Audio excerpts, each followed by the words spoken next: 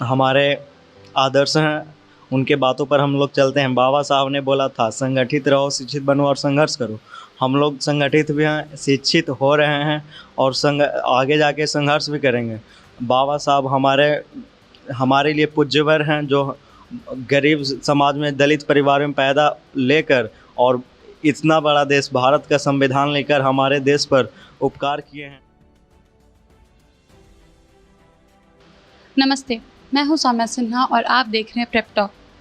आज हम बात करेंगे कि जो बच्चे यहाँ कोचिंग अफोर्ड नहीं कर सकते हैं, जो इंस्टीट्यूशंस में एडमिशन नहीं ले सकते हैं, वो किस तरह से पढ़ाई करते हैं। पटना एक महंगा शहर है। अभी बाकी देश के राज्य में भी अलग अलग जगह पे जहाँ भी कोचिंग है, वहाँ पे आप देखते होंगे कि वो काफ़ी महंगे हो गए हैं। वहाँ पे एडमिशन लेना बहुत लोग अफोर्ड नहीं कर पाते हैं। तो जो बच्चे हैं वो आखिर पढ़ते कैसे हैं? अक्सर देखा जाता है कि मिडिल क्लास के बच्चे ही आगे जाके टॉप करते हैं, IAS IPS बनते हैं। आज हम बात करेंगे इन्हीं सब बातों पर। यहाँ पे स्टूडेंट्स मौजूद हैं उन्हीं सब से। चलिए चलकर इनसे बातें करते हैं और जानते हैं। क्या नाम है आपका? मेरा नाम रॉकी कुमार हुआ। क्या पढ़ाई करते हैं भैया? मैं अभी नीट का तैयारी कर रहा हूँ। मैं क्लास 12th में इस बार गया हूँ। यहाँ कहाँ पढ़ाई करते हैं, कैसे तैयारी करते हैं नीट के लिए? मैं अभी ऑनलाइन एजुकेशन ले रहा हूँ PW से, जो neat and medical and engineering का प्रिपरेशन करवाता है। अच्छा, एक बात बताइए, जैसे ये पटना शहर बहुत महंगा है और भी शहर बहुत ज़्यादा महंगे महंगे होते हैं, तो वहाँ पे बच्चे जब अफोर्ड नहीं कर पाते हैं कहीं के इंस्टीट्यूशन में एडमिशन लेना, तो वो किस तरह से पढ़ाई करते हैं? देखिए, मेडिकल एंड इंजीनियरिंग में कोचिंग में बहुत पैसा लगता है, जिससे middle class and lower class के बच्चे इसमें अफोर्ड नहीं कर पाते हैं। तो उनके लिए सबसे बेहतर पढ़ने का ऑप्शन है ऑनलाइन एजुकेशन, जिसमें फिजिक्स वाला चैनल है, जो बहुत अच्छा है और कम ही पैसा में 4,000 से 5,000 में नीट एंड जेई का तैयारी करवाता है। जेई जो इंजीनियरिंग के लिए, नीट मेडिकल के लिए। अच्छा, आप लोग इस अम्बेडकर छात्रावास में रहते हैं, यहाँ पर आप अम्बेडकर के पद चिन्ह पे चलते हैं, उनको फॉलो करते हैं। अम्बेडकर जी खुद काफ़ी संघर्षपूर्ण जीवन जीते थे। उनसे किस तरह से आप लोग इंस्पायर होते हैं? उनको देख कर कैसे आप लोग पढ़ाई करते हैं यहाँ पर? बाबा साहब हमारे आदर्श हैं, उनके बातों पर हम लोग चलते हैं। बाबा साहब ने बोला था संगठित रहो, शिक्षित बनो और संघर्ष करो। हम लोग संगठित भी हैं, शिक्षित हो रहे हैं और आगे जाके संघर्ष भी करेंगे। बाबा साहब हमारे लिए पूज्यवर हैं, जो गरीब समाज में, दलित परिवार में पैदा लेकर और इतना बड़ा देश भारत का संविधान लेकर हमारे देश पर उपकार किए हैं। और वह इतना गरीब थे कि विदेश में पढ़ने के लिए उनके पास पैसा नहीं था, तो वहाँ के राजा ने उनको एजुकेशन की प्रतिभा को देखकर उनकी हेल्प की और वे विदेश में जाकर वहाँ स्कॉलरशिप लेकर वहाँ से 4 PhD करके भारत आए और 32 डिग्रियाँ लेकर भारत का एक बहुत अच्छा, भारत का संविधान लिखकर विश्व में परचम लहरा दिया।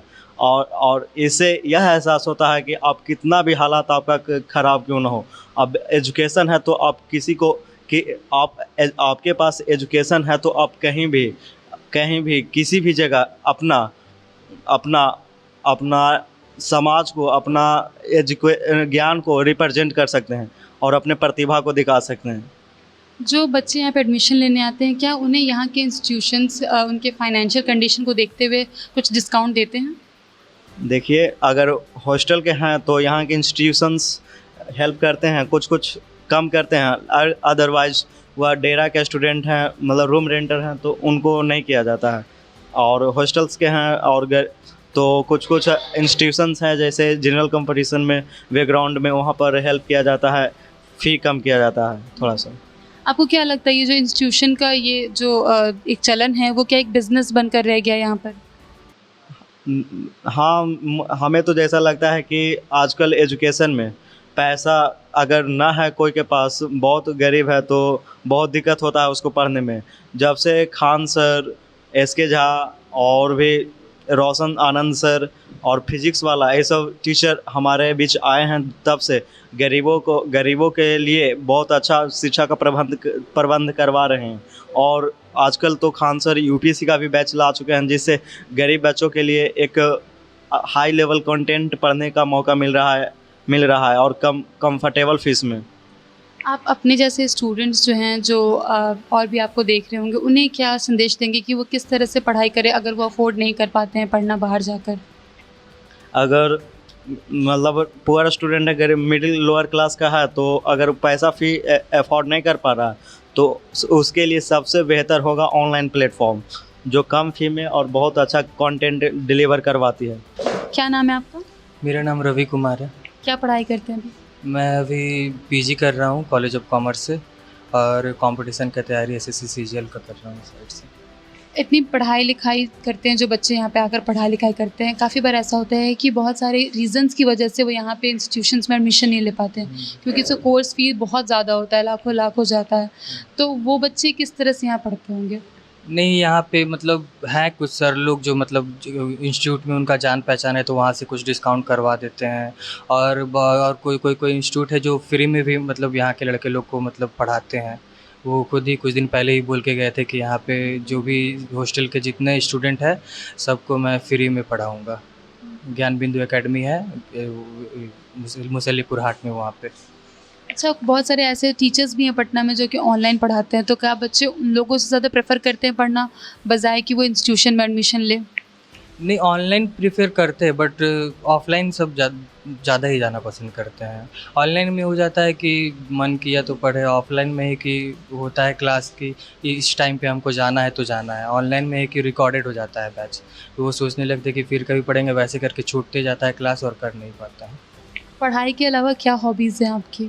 पढ़ाई के अलावा मैं गाना भी गाता हूँ, सिंगिंग भी करता हूँ। मेरा तो मेन वही था बट फैमिली के कारण और जब तक भी कुछ जॉब नहीं लूँगा तो फिर अपना हॉबी और एम कैसे पूरा कर पाऊँगा। कुछ 2 लाइन सुनाना पसंद करेंगे? हाँ ज़रूर। आवारगी में बन गया दीवाना,